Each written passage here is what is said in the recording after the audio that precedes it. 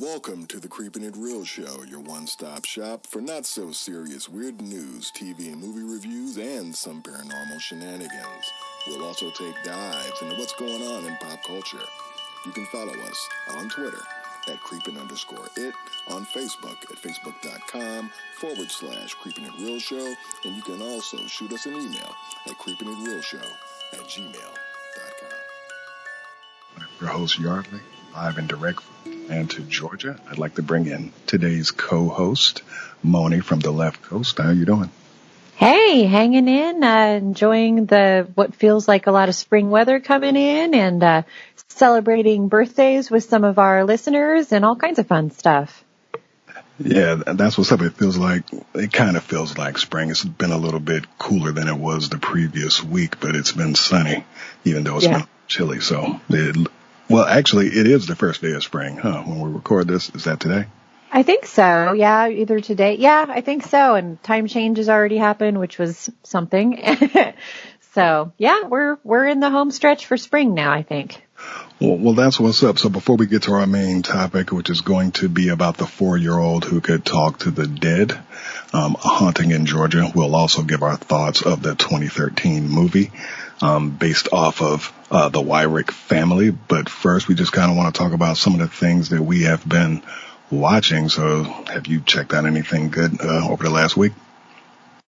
Yeah, actually, the only thing I've seen, but it was good, was a movie on Shudder called Slacks, and it's about demonically possessed pants that come and kill people. And it's just as funny as it sounds, but it also is done really well. It's only 77 minutes, so it's the right amount of time to spend on kind of a thin concept, but it does have some nice commentary on the state of like high fashion and the ethic behind the way that clothing is made in the fashion industry and that kind of thing. So I recommend it. Like I said, a lot of fun slasher, lots of fun violence and humor and good social commentary. And it's highly stylized, and you'll roll your eyes a lot of times and you'll laugh, and definitely recommend that as a way to spend 77 minutes of your life with Slacks on Shudder. I'm surprised you didn't watch Winter Soldier. Well, of course. Oh, okay. And actually, yeah, our crew, my husband and our friends have been doing like podcasts about it and all that stuff already. What did you think about Falcon and the Winter Soldier? I thought it was solid. I enjoyed it. I thought that you needed this type of Marvel show to follow up WandaVision because, it was a different pace. It was just a different type of thing. But, whenever you've got, action and flying and, all of that crazy stuff, like within the first 3 minutes, I'm there for all of that. But I liked it. I thought it was pretty well done, and it's there's a lot of interesting commentary that they have within the show. They talked about like the ramifications of the blip and how things, it's one of those things where you find out that life goes on, because if you've been missing for 5 years, you know what I mean?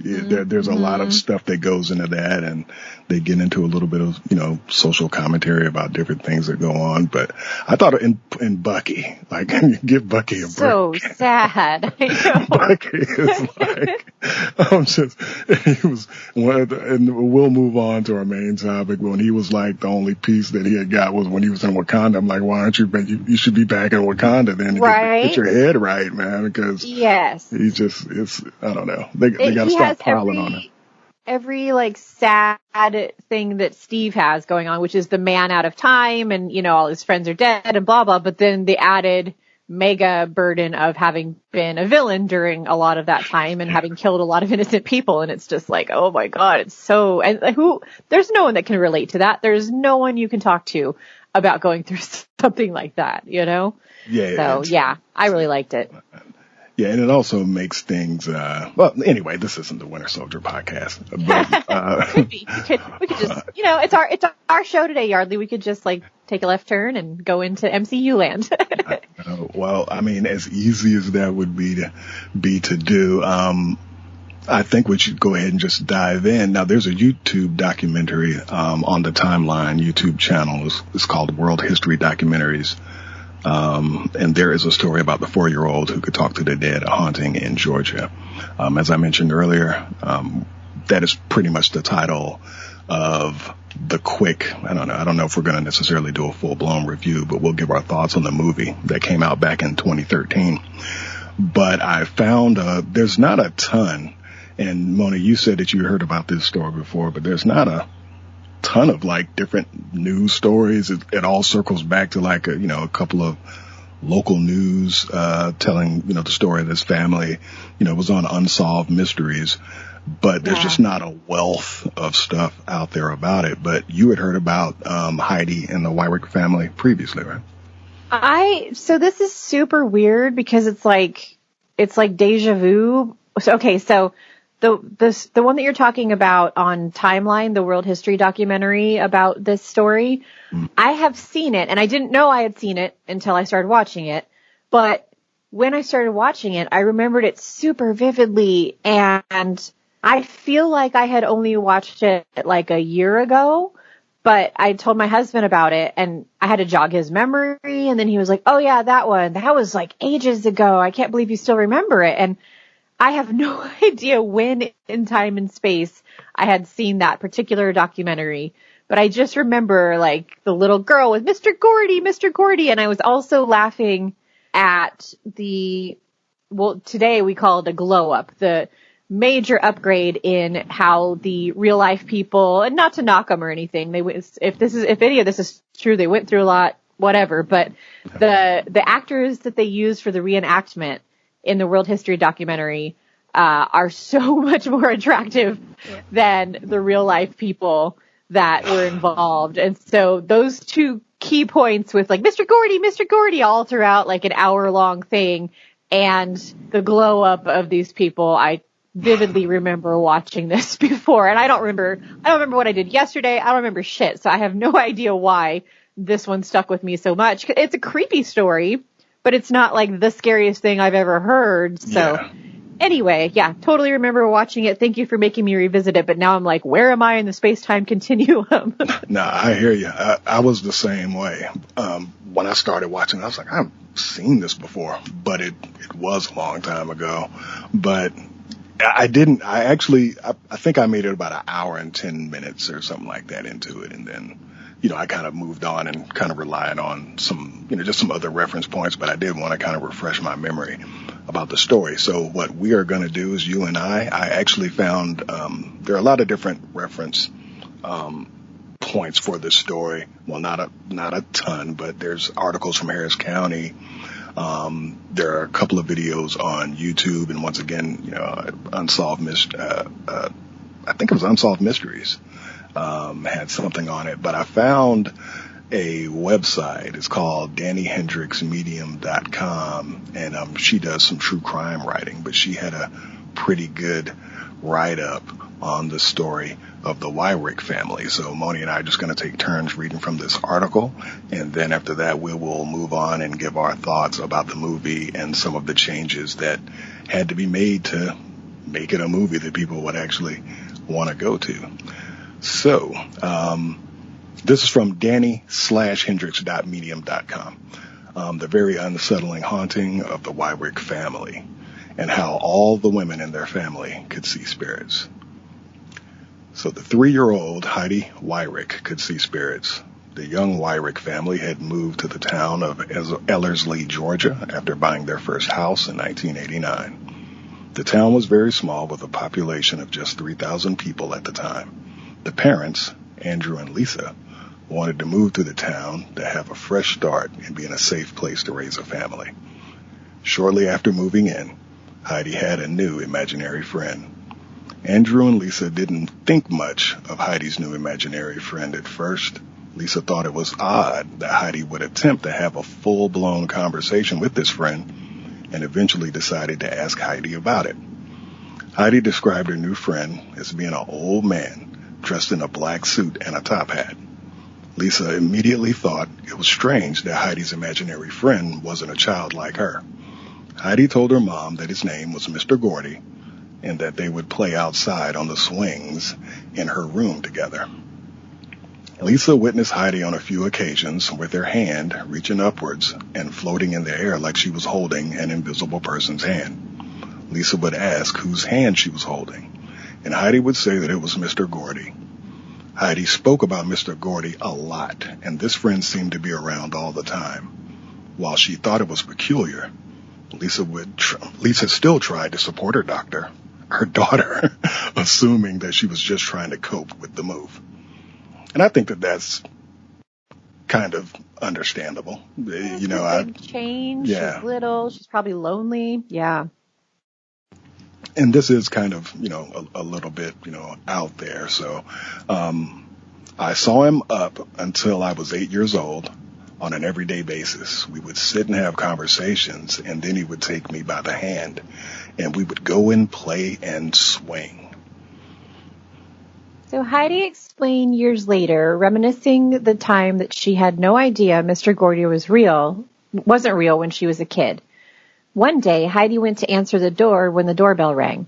Heidi saw a man who had an injured hand and a blood-soaked shirt standing in her doorway. She hurried to tell her mom that an injured man by the name of Lon was at the door, and for good reason, Lisa was very concerned. When Lisa gets to the door, she doesn't see any man. She called Andrew to ask him to come home because she thought a man was possibly trying to hurt their family. Andrew came home, but found no trace of the man. Lisa had a sister named Joyce who moved in right next door at this time. Lisa told her everything that happened with Heidi and the creepy, bloodied man at the door. Joyce offered to help out who lived in the house before the family, and Lisa liked the idea. To help figure out. That makes a big difference. So Joyce was going to help figure out who had lived in the house. She was going to do some research. Joyce called the real estate agent and asked for the previous owner's information. Joyce discovered the previous homeowner was named Kelly. She called Kelly and got together with her to learn about the house. Kelly told her that a man named James Gordy had owned the house before her but passed away in 1974. Joyce told Lisa what she learned, and Lisa began to panic, realizing that Gordy was Heidi's imaginary best friend. Lisa decided to sit down with Heidi and explain to her that Mr. Gordy had died. For some reason, when she learned of this, Heidi asked to visit his grave. Lisa decided to bring her, and somehow Heidi seemed to know exactly which grave was his. She couldn't read at that time. Lisa called Kelly and asked her to bring photos to the house. Kelly hands a few photos to Heidi and points out the man in one of the photos and said, "That was the injured man who came to the door." Kelly said that the man's name was Lon and was her uncle. She said that Lon had lost his hand in a cotton gin accident and died in 1957 from cancer. This is the type of stuff that makes you really would probably make a lot of people think that there is something else. Just the fact that you have, when you have, because this isn't the only story that I've read about kids who talk about either having a conversation or they know something about someone who they never met or just that kind of weird stuff. But yeah. I think my alarm bells would have went off on that. How would you have kind of taken that, Moni, with her picking the pictures out and all that? Yeah, I mean, there comes to a point, and we'll get into it when we talk about the film based on this, but where you either back your kids' play and believe them, or at least know that they believe it for sure. And the fact that they're picking that out, you could say is a coincidence, but with all the rest of context of what's going on, you gotta start to really think that there's something to this. Yeah, absolutely. So Andrew and Lisa didn't know what to do with this information. They decided to distract Heidi with a new dog, and she loved the dog. However, the dog would stare off in the corners or hallways and start barking and growling. The family said the dog would do this often and make the parents uncomfortable because it seemed like the dog was growling at nothing. It wasn't long after that they got the dog that it ran away and was never found. As time went on, the parents also began to experience supernatural occurrences. They heard objects move and doors open and close. There was one day when Heidi was playing with a real friend in the living room. As Lisa watched, Lisa said that a chair was pulled out by an invisible force and flipped over as if it was thrown. On some nights, Lisa claimed to hear voices speaking over her bed. She said these voices whispered about her, saying her name. Creepy. And that's, again, when stuff starts to happen to the adults in the house. I hope that unlike the film version, that they were starting to believe that, I see it, I hear it, she sees it, she hears it, something's happening. Yeah, and also with the chair, the fact that other people was there, some of that stuff, I'm just like, I would probably go mad just trying to figure out a reason not to believe it was something supernatural as to why that chair flipped over when I know. Yeah. I don't think I would be too good at convincing myself, though. Oh, yeah. When they say seeing is believing, you just saw it. Like, what else do you need to convince you?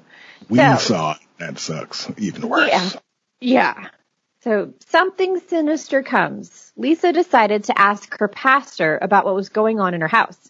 She told him that she thought they had ghosts in their house. The pastor told her that ghosts aren't real, but that demons were. And I swear, like, organized religion, take it or leave it, whatever your beliefs are, but that upping the ante, like, scientifically now, I mean, obviously this was a few years ago, but we do have some science around paranormal phenomena, but we just jump straight to demons are real, but ghosts aren't. Okay. Moving wasn't an option, and the family ended up staying in the house for many more years. When Lisa got pregnant with her second child, Heidi started telling her parents that something bad was in the house. Yeah, that's just a jealous child not wanting her mom to have another kid. She referred to this bad thing as a dark figure that would appear as a dark shadow in her room. Heidi said the figure would make her room colder and said that the dark figure had pulled her hair. Heidi woke up to find 3 deep scratches on her face. Despite everything else, Andrew and Lisa assumed Heidi had managed to do this in her sleep. Until the following morning when Andrew woke up to find scratches on his side and his face. Heidi told her dad that it was a dark figure that had done this to them. If you watch that documentary on YouTube, that's when it kind of draws you in once it gets to the point where they show how they were looking at the scratches. And the scratches, if the scratches in the reenactment are as big, were as big, as in real life, it's a pretty big scratches. And it was the same type claw marks that, the other person had. So that's kind of crazy. The evidence is mounting. Yeah, for sure. Yeah, but at that point, the saying that moving away was not an option, it's always an option. Yeah. After that, many years too. I mean, even moving to the sister's place next door and be cramped for a minute, like whatever, do what you got to do. Well, in 1994, Heidi's brother Jordan was born. Later that same year, her parents decided to visit Dr. Roll, who was a parapsychologist. They told him everything that happened in the house and about Mr. Gordy. Dr. Roll brought Heidi a bunch of pictures, and once again, she was able to pick out Mr. Gordy from the images without hesitation. Despite this, Dr. Roll told her parents that she was just suffering from delusions. It wasn't long after this that the media learned about the Wyrick home. A reporter drove out to the house and claimed to get an awful feeling from the house. He was so off-put by the feeling that he left before speaking with the family. The community learned of the family and their troubles, and Heidi got a lot of unwanted attention. Lisa and Joyce remembered that their mother used to talk about seeing people and hearing voices. They said that they thought that she was messing with them or having fun, but now they believe that maybe seeing spirits ran in the family. After this discussion, Lisa and Joyce said that they began to experience more paranormal activity. Lisa found her son Jordan speaking to someone when he was also about the age of 3. Jordan told her that he was playing with a new friend who was a little girl. Heidi told her mom that this little girl was friendly, but this didn't make Lisa feel any better. Dr. Roll was called again and now believed that seeing spirits ran in the family. He called a well-known psychic and asked her to come to the home. The psychic instantly sensed a little girl in the home, as well as a spirit that she believed to be Mr. Gordy. The psychic also said that there were 3 dark spirits in the house. I'm glad they got to the point where even the doctor was saying that seeing spirits runs in the family, because previous to that, when they were saying that she was having delusions, I mean, you're here to tell me that there, again, paranormal activity has some science backing dating back from like the 60s and 70s around it. You would rather say that a child has a mental breakdown or has delusions. Those kind of things last for life. And those delusions are just as real to the person suffering from it as ghosts would be if they were real. Exactly. Like, you would rather say my kid, basically label the kid as crazy and put him on a bunch of pills like they do in the movie, or just basically have them carry that stigma for life that they're crazy, instead of, hey, they are seeing something that is real to them no matter what's causing it, and let's try to help out. I mean, it just makes me a little nuts. So I'm glad that someone with doctor in front of his name actually said that spirits, seeing spirits runs in the family. And I'm glad that he called a psychic, because I feel like most Western medical practitioners would have just been like, here are some drugs. Call me in a week. You're going to have some really terrible side effects, but it's fine for life. And you can also, I think everybody in every city, every town, there are going to be disadvantaged people. And it also makes you think that whenever you see people, and even if there's someone who doesn't look like they're homeless or a panhandler or disadvantaged, how you see people talking, like having full blown loud conversations with themselves. And it just makes you wonder, maybe they are talking to somebody, you just never know. Yeah, no, I've had that thought. I've definitely had that thought working in public library and seeing that really often with people who are talking to those that we cannot see. And we are trained. We don't get a lot of good training, in library school. Unfortunately, they don't really teach you about how to deal with mental illness and that kind of thing. But you are told, though, when you see someone talking to someone that you can't see, don't pretend to also see them, because now you're engaging and you're going to have to lie your way through the thing. But just say I don't see them right now, but let's talk about what we're talking about. And so there's ways to deal with it without completely alienating someone. And if it happens that maybe it's a dimensional thing and they can see somebody that we don't see, just be respectful that it's my whole mantra, I'm going off a little bit, but is feelings and beliefs are real to that person. So whether it's a ghost or whether it's their delusion, back them up, help them out, believe that they're seeing it, whether it's there or not. Yeah. I used to see it a lot. I used to work at Barnes and Nobles for a lot of years, and people would regularly, they'll be at a table and you just respect the space, because normally they're outside of talking out loud. And granted, if you're in a library or a bookstore, you're probably going to get a little bit more requests, customer service, you know what I mean? Yeah, a little more disruptive for sure. Yeah. But you're right. You definitely have to respect the space and, don't front. Yeah, for sure. So, true to what we would do, it sounds like in a situation, the family wanted more answers. And so they called for a second opinion, another psychic. The second psychic said that there were 3 demonic entities in the home. Always jump into demons. She said that one of the demons was trying to live in Jordan's room. She said there was a second demon trying to attach itself to Heidi, but that a good spirit was fighting it off. They also believed this good spirit to be Mr. Gordy. The psychic said that the third demon would travel between the living room and the wall over the parents' bed. And real quick, I like this part of the story. It's a supernatural story, so I'm naturally going to gravitate toward it, but I like the mystery that comes in with who is the good spirit, and it's not who you think it is. That twist is kind of fun in this story. The psychic told him that there was a portal in the family's living room between the spirit world and the real world. She told them that demonic entities could find their way through the portal and would not want to live. She said the portal was in the fireplace and that everything that came through was sticking around. Man, I'd block that damn fireplace up. Feeling helpless, which sounds safe, right? Solve a problem with a problem. The family asked their pastor to come and cleanse the house of evil spirits. The pastor came to the house and did what pastors getting rid of demons do, but it didn't seem to work as the family had hoped. One night, Heidi was awakened by a very bad feeling. She sensed a dark presence at the end of her bed. She screamed for her parents.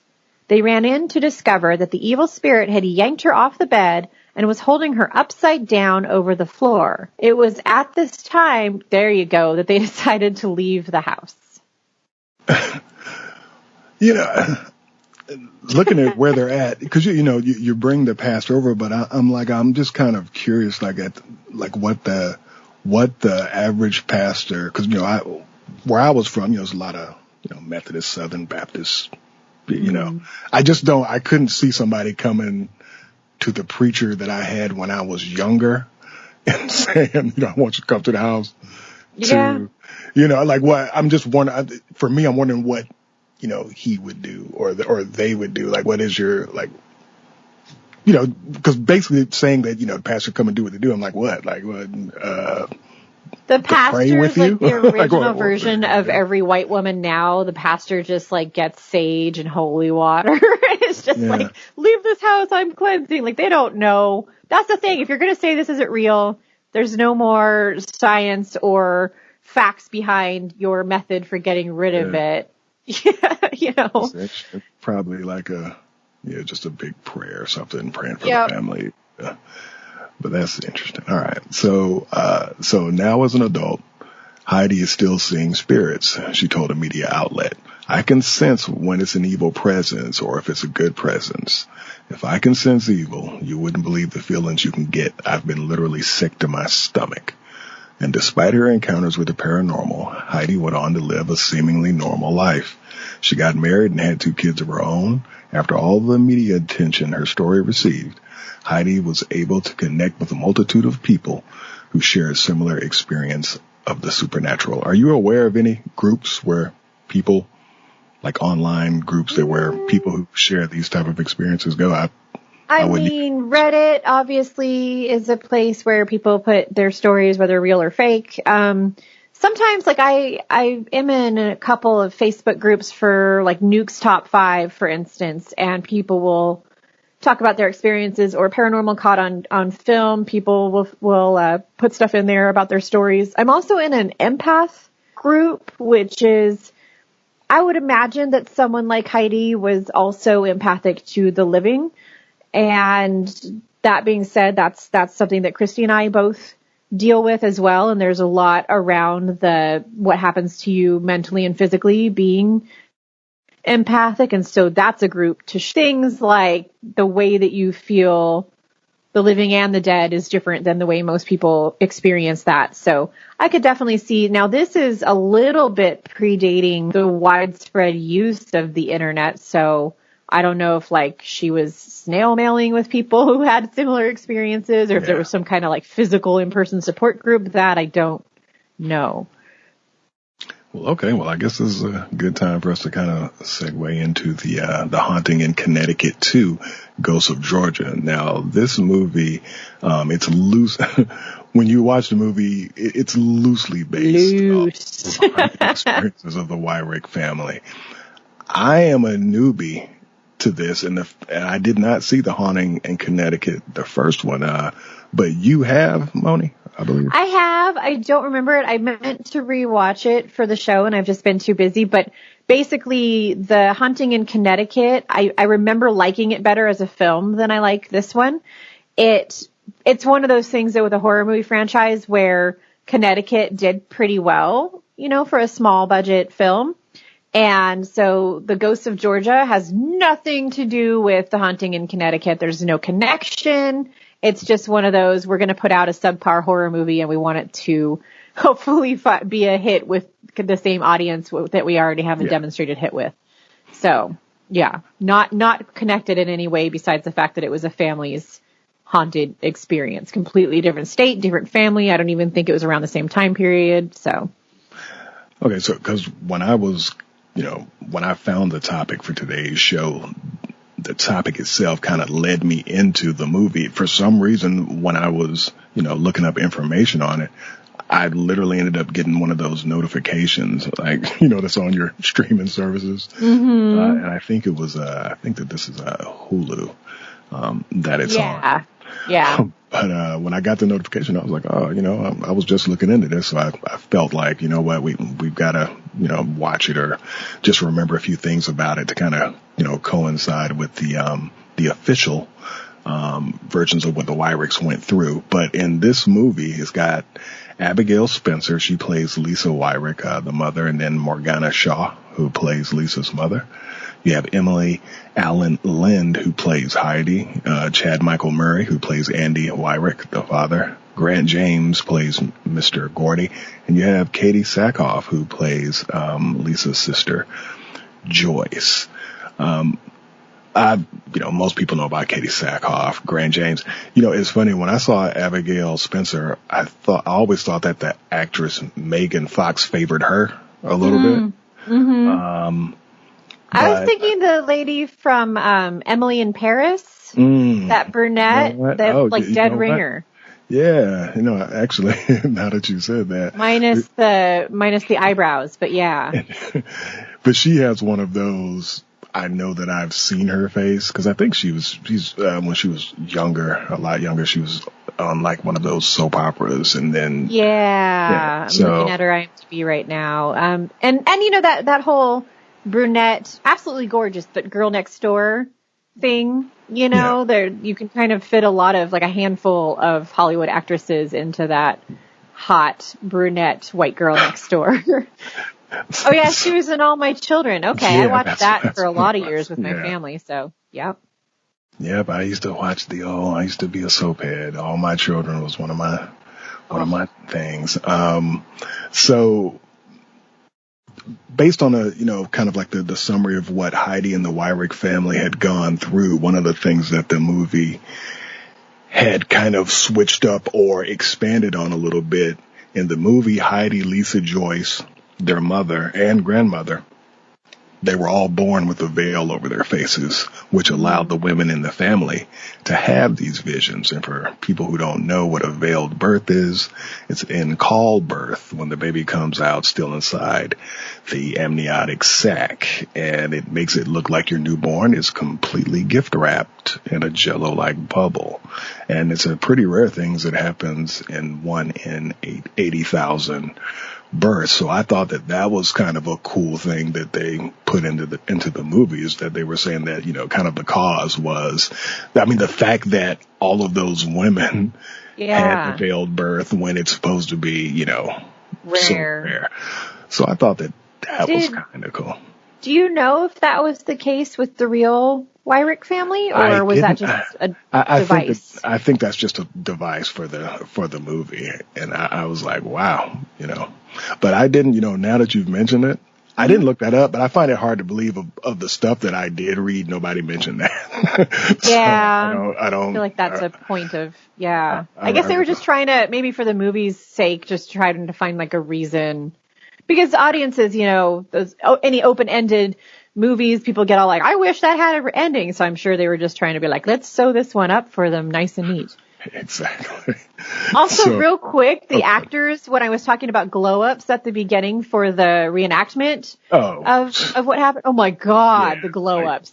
Chad Michael Murray and Abigail Spencer and Katie Sackhoff, they're just gorgeous human beings by anyone's standards. And to believe that they're living in this like shack in the middle of nowhere, and it's just so like Chad Michael Murray running around with his arms all huge, and hot freaking redhead running around and believe that the husband's not sleeping with her. And it's insane. Like, they're so gorgeous, these actors.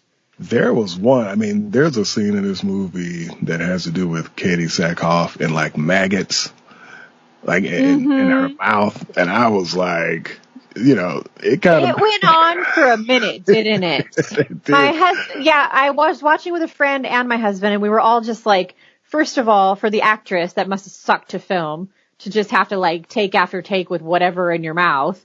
Second of all, like, even in the scene, I realized they were trying to go for the horror element, but the scene was lengthy, or at least it felt lengthy. And I know they wanted to make you uncomfortable with her having the maggots in her mouth, but as a sister, even in an emergency situation, maybe I allow my sister 2 seconds to turn her head and spit most of the maggots out of her mouth before I demand answers from her at length, you know?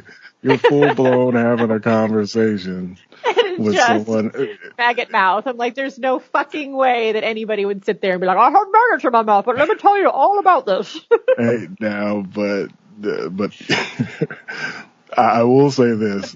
She wasn't doing a good enough job herself as the person with maggots in their mouth of trying to get them out either. Like, I just. Head and spit. Anyone would turn their head and spit. Come on. So I don't really cringe a lot, at all while watching these types of movies, but that bothered me. And it was mainly because of what you said, like the length of the scene.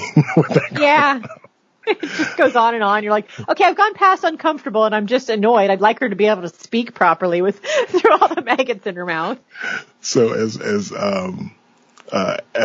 Moni had mentioned, before, they glow up all of these people and, but it did have some, because they only had a budget of like, I think 1.5 million and it made, I think 5.8. Nice. So they at minimum double their money. Like, we know that all of that money doesn't go to them. There's marketing and other people pinching off the pie, but, the movie was technically, a success. But with this retelling to kind of up the ante, they incorporated the Underground Railroad and made Mr. Gowdy's grandfather a psychopath. So in the movie, Mr. Gowdy's grandfather was a station master for the Underground Railroad, and he was also a taxidermist. Basically, a station master was what they called a person who had the different checkpoints that they had to go through to head up north. So when the slaves and the conductors reached Mr. Gowdy's, they would be put into a basement to hide until it was safe for them to move to the next checkpoint. Even though most of the abolitionists and slaves were able to move on to the next checkpoint, Mr. Gordy had, evil intentions for a particular couple, and it was 2 slaves called Nell and Levi, along with their conductor, and the conductor was the person who kind of, led them and helped them navigate to these stations. Mm-hmm. So they were kept locked in the basement, Nell and Levi, until they starved to death, and then he would stuff them, like taxidermy. Now you kind of find this out. Lovely. Yeah. Yeah. Because they kind of give you little flashes showing you the spirits that Heidi's talking to and the different people that she's seeing throughout the movie, and they kind of tie it all in, and from what you can tell in your research, was any of this true? Was any of this found to be true about the actual property that they lived on, or is this all made up? This is all. Okay. This is all, and I get it, because you mentioned earlier, it's a cool story to hear about Heidi, but would you pay to go see that? Like, would you be able to fill a whole movie out of that? Yeah. I don't think you could go an hour, 40 minutes, of telling that story. Yeah.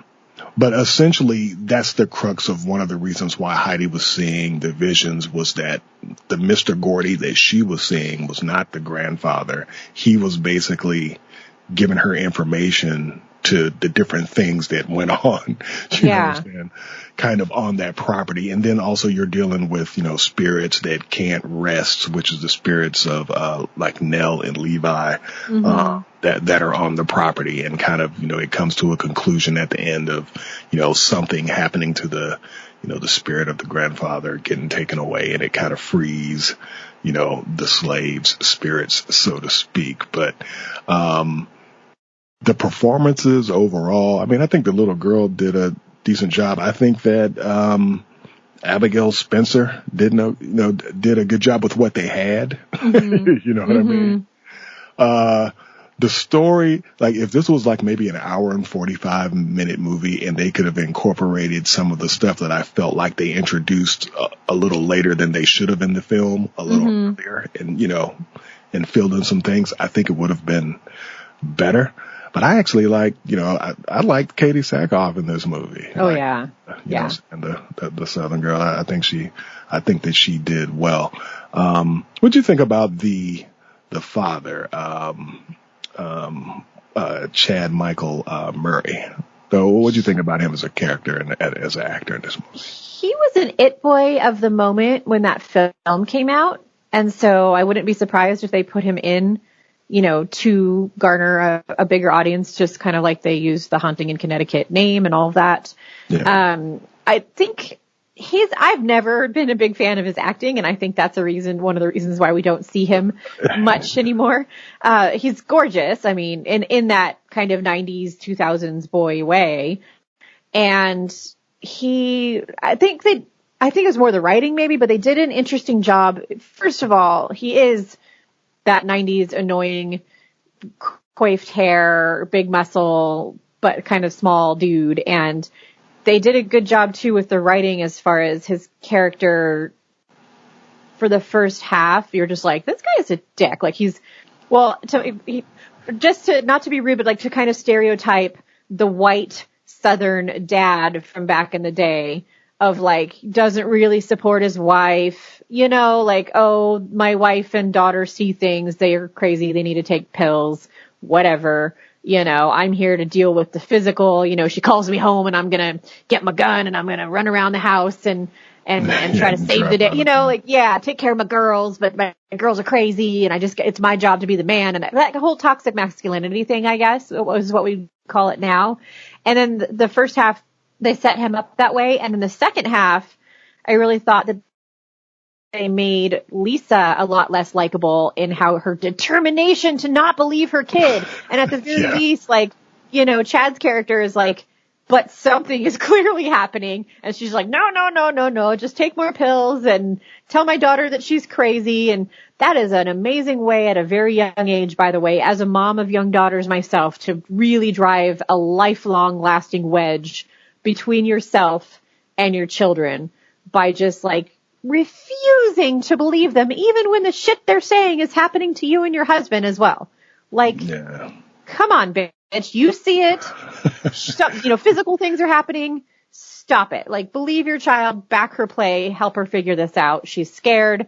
And I really thought, I don't think my kids, like being the same age actually as the character was in the film, have a malicious streak enough to where that scene in the hospital where the girl had, she had pulled the mom had pulled her out of the tub because she was drowning and whatever ghostly stuff was happening. But then when they got to the hospital, the little girl, Abigail, was like, no, my mommy grabbed me really hard. I was sleeping and, oh no, I was trying to get out of the bath. I was being good. And it sucks when people don't believe you, huh, Mom? And I was just like, I don't think my kids have that in them, but good turn, little girl. Like the mom super deserved that at that point, I thought, for sure. And that was something else that I kind of honed in on, earlier on in the movie, about how it was like a big deal for Lisa to kind of take medication, to try to suppress some of that stuff. But I could have sworn, and I know I've seen my fair share of the drug ads, but isn't like hallucinations and stuff like that a potential side effect? Well, that's what's so funny. And that's a running joke in our house anyway, when we hear these commercials, is because the side effects to me, and without not trying to be like insensitive to people's problems, but potential side effects seem to be worse than what I would imagine a lot of the ailments are in the first place, like side effects include sudden and instant immediate death, or explosive diarrhea that's uncontrollable, or, cancer, or just all these things. Some have said suicidal. Like I heard one that said to have, like antidepressants that make you suicidal sound counterproductive, but what do I know? That's pretty, but that was kind of one of those things where, the husband was saying that he didn't want Heidi to get to a point where she had to take drugs like the mother. And I'm like, you need to be doubling down on, helping Lisa. Yeah. I didn't like him at first because it seemed like he was the one that was like, take your pills and stop being psycho. But later on, I was like, yeah. And actually I was just looking at a thing, little bit off topic, but related. They did that SNL skit last night about the wine culture with moms. And basically the takeaways this morning have been moms need support more than they need you to hand them a pill or another glass of wine.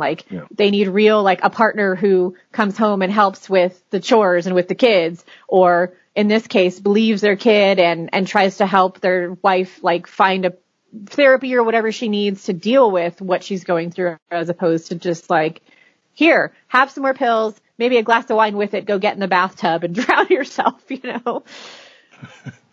Well, yeah, these little bit of things that we say about the movie obviously are not everything that happens in the movie, but I guess it's about our time to give our ratings. We're going to do ratings from 1 to 5, and we will let everyone know if we would actually recommend it. So for me, I'll give it a 3. It was way better than I thought it would be, because it just looked, I know that they didn't, it's a movie that could have had a lot more potential had maybe it been a, I don't know, $5 or $10 million movie with a little bit more time to kind of flesh some things out.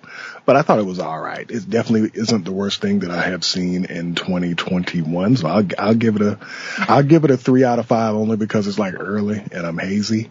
You know what I mean? If it was like 4 o'clock, I might give it a 2.75 or something like that. But I'll give it a 3. And I'd recommend it if people are just dying for something to watch on a streaming service. Yeah, I'm at a 2.5 to 2.75 with it.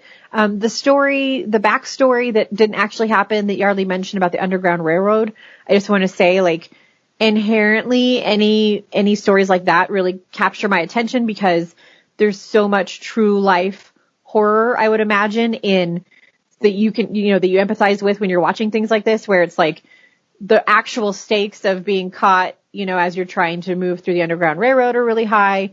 The stakes are really high for people who are trying to help you. And then to find out that, spoiler of the 2013 film, but that someone's taking advantage of them to the point where they're just capturing these scared, fleeing slaves to make them into taxidermy, things. That's really god awful. Like, these people have already been through so much, and then you're gonna, play on their goodwill and be like, I will help you, and then actually be a freaking monster. And just real quick, we didn't talk about the part where the redhead, I just forgot her name, but Katie Sackhoff, where her character, Joyce. Yeah, we did talk about the maggots, but the point where they had her all sewn, like her mouth all sewn, and it was hanging from the, that moment, I didn't find a lot of scare. Even the jump scares in this weren't that. This is not a scary film to me, but it's interesting, I guess. But that part, like, that sticks in your mind as much as any Saw movie or any of those kind of torture films where she's just, and I'm like, is she alive through this? And then she is, which seems terrible. And that was a creepy ass moment for sure. The stitching, and then a lot of that stuff was followed up by, the maggots and the hooks and all of that stuff. Yes. But it was rough. That being said, I don't think their execution here, I think we've made it sound better as a film than I feel it to be when you watch it, because the acting is meh. Yardley mentioned maybe time would have helped it, like a little more running time. I don't know, but it just felt like running around in the dark and shit's happening and like I don't know. It's kind of messy. The last even half of the film is just sort of like, the way it unfolds. And actually, it's like, and here it is. We're tired. Here, put this train in the station here. Like, that's where all their money went, and the late, third act of it, or But it was, it's definitely something that had potential. I think that the execution and the writing, they had more time to write it out and introduce some of the stuff that. A lot of the acceleration obviously happened into the last 15 or 20 minutes of the movie, but they made, something slipped my mind. It was about the taxidermy. So essentially what it does, and it's like a little conversation that Lisa and Joyce have at the end of the movie. Essentially what Mr. Gordy's role was trying to remind people, or remind Heidi and the little girl, was that even though his grandfather did the horrendous thing to those couple of slaves of what, I guess of what he knows about was that even though that happened to them, there were a lot of slaves that went through the checkpoint that were able to continue the journey. So part of what Lisa and Joyce were talking about on the steps was trying to remember the positive that came out of there despite, you know what I'm saying? Like, what happened with that. So that was whatever kind of helps the point you of sleep it. at night in the house, I guess. That's what I'm saying. But yeah, I mean, it's just one of those, hey, if you haven't, I would say if you've run out of things to watch, but there's always something to watch on one of these streaming services. It's something to just kind of check out, even if you only watch like the last 30 minutes of the movie. Yeah.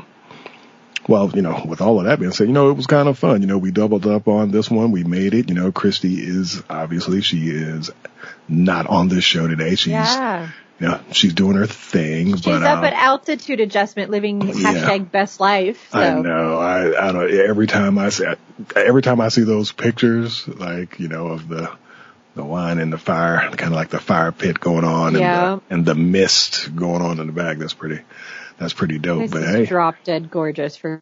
I know. Sure. It definitely. That's where what do they call them? The skunk apes are though, and the Sasquatches. They're out really? There where she's at or whatever. Yeah. So you could just sit in there and lock everything and just watch them out the window while you sip your wine in front of the fire. I'm down for that. Exactly. But hey, it's been a great show. I had fun, and you want to give everybody your socials? Yeah, super, super quick too. Sorry. I would recommend, I think part of why my rating on this one was so low was because I remember enjoying Haunting in Connecticut. So again, I think that one's available on Hulu right now as well. So if you want what I think is a better way to spend your time, check out Haunting in Connecticut on Hulu and then watch this one if you feel like it. But with that being said, thank you, Yardley, for hosting this. And this was a great show. This was a fun topic for you to put together, and I really appreciate it. My socials, you can find me at Moni Bear, Barre, across the board. Also check out creatorsassemble.org. And if you are someone who uses Twitch, super, super quick, we are like 8 followers away from having affiliate status for the Creators Assemble Twitch channel. And that's really important because we are gearing up for a really big 12-hour day-long D&D charity event. And if we're affiliates, we can really make money and have a lot of fun over there. So if you want a free way to help us out, go to twitch.tv /Creators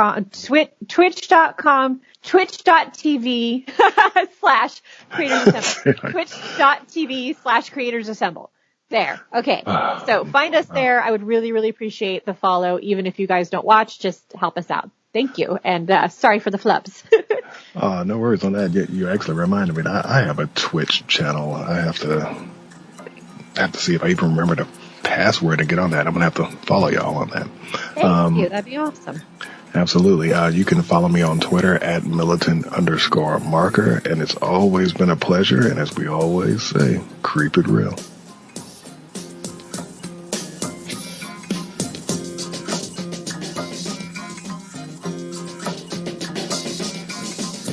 Got me a badge, a bright shiny badge. I'm painting the crest in yellow